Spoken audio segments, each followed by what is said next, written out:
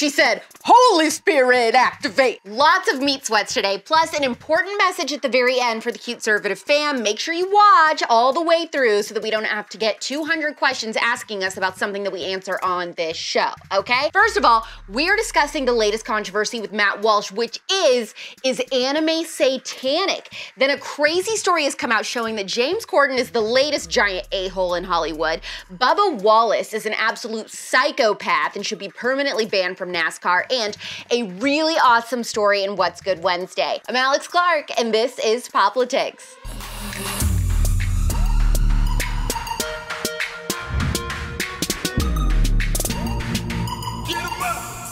Remember when Trump was president and the media picked up on every little thing he said and made it viral, so we were never at a loss of things to talk about? Well, now that Trump has been banned for a while, he's been replaced. The new ultimate headline creator is the Daily Wire's Matt Walsh. It seems like every day or every other day, something he says goes viral, trends on Twitter, and ends up being dinner table discussion across America. So what did he say this time?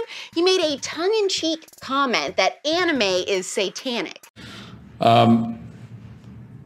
What's your opinion on anime? It's really popular amongst teens and young adults. I think it's all satanic. I have no argument for it. I have no argument for why it's satanic. It just seems that way to me. All anime to me seems weird, just like bizarre, creepy.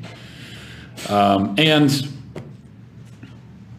in general, I don't think that adults should be, whether it's anime or any other kind of cartoon, with rare exception, adults really shouldn't be watching cartoons in general, I would say. I mean, he's clearly kidding, but also there's a hint of truth behind it. Personally, I cannot stand anime. The fans are weird. The animation is weird. Like, it actually makes me physically sick to watch it. I discovered this for the first time when I was 4 or 5 years old, and come to find out, hundreds of kids in Japan were experiencing the same thing. I'm not kidding you. I told my mom, I do not like watching Pokemon. I feel sick watching that show. And then we heard on the news that hundreds of kids in Tokyo were getting nauseous and even having seizures after watching Pokemon. The Associated Press reported in 1997 more than 600 viewers of TV Tokyo's hit cartoon Pokemon suffered epilepsy-like seizures about 20 minutes into Tuesday night's show and were rushed to the hospital. Viewers and news reports said a vividly colored explosion mixed with the strobe light flashing of a character's eyes seemed to trigger the illness. See? I told you.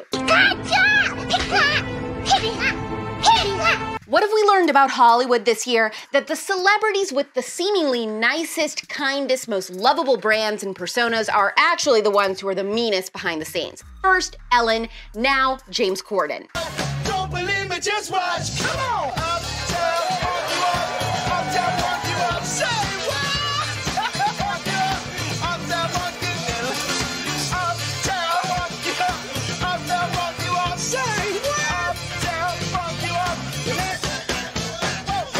An NYC restaurant owner outed James Corden as the most abusive customer to my servers since the restaurant opened 25 years ago. He added multiple examples of James screaming in servers' faces, telling them they can't do their job, and even suggesting he should go back to the kitchen to do things himself since they're so incapable. The restaurant owner, Keith McNally, who owns multiple celebrity hotspots in the Big Apple, publicly announced that after giving James too many chances, he was now permanently banned from his restaurants.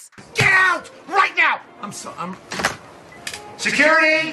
Pretty sure he also called him a tiny cretin. But wait! Then another plot twist happened. James Corden called this guy after all this went public, begged for his forgiveness. So then Keith McNally posted another statement saying, James Corden just called me and apologized profusely, having effed up myself more than most people. I strongly believe in second chances. All is forgiven. He needs to die. Well, I don't know about that, but seems like this owner let him off a little too easily, that's for sure. I'm starting to think that everyone whose whole TV persona is them being a lovable person is really the spawn from Satan, and everyone who seems like they'd be terrible and mean might actually be nice. No. We'll do it live!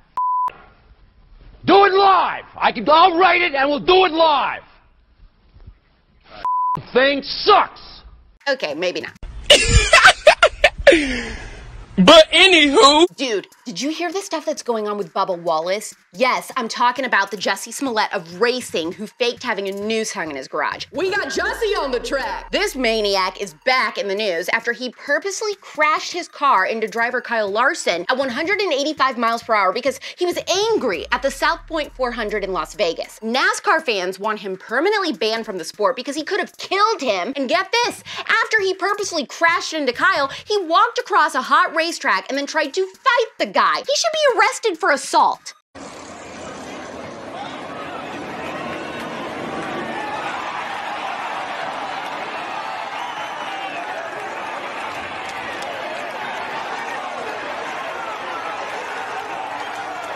It looks like NASCAR needs more conservative-leaning drivers and less woke liars with anger issues like Bubba Wallace. Why aren't we hearing anything about stopping Asian hate, by the way, after this blatant attack? Bubba Wallace should never be allowed to race for NASCAR again, in my opinion. And that's Alex with sports. Off of turn 4 here. And into the wall goes Bubba Wallace. And he comes back across the track, tags the 5. They're both in the wall, and the caution comes out. That's the 20 car of Christopher Bell. Christopher Bell hard into the outside wall.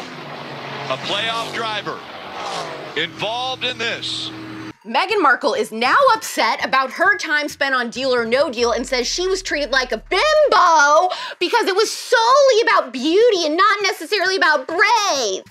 Yes, Deal or No Deal! Thanks, Captain Obvious. This is why people cannot stand her and why she torpedoes her own likability every single time she opens her mouth. She knew what the job was. You stand there with a suitcase and you look pretty. She applied, she got it, she accepted the paycheck. Sounds awfully familiar to what happened with being a royal. She knew what would happen if she married Harry. She did it anyway. She accepted the paycheck and the perks and the fame and then complained and got out only to seek the exact same things elsewhere. Except it's not going so great. Netflix has their little documentary on hold because clearly Netflix currently isn't doing great either, and putting out a show featuring people that nobody likes isn't going to do them any favors. You're not funny and nobody likes you. It's Wednesday, so how about a break from the degenerates for a little good news? It's time to see what's good.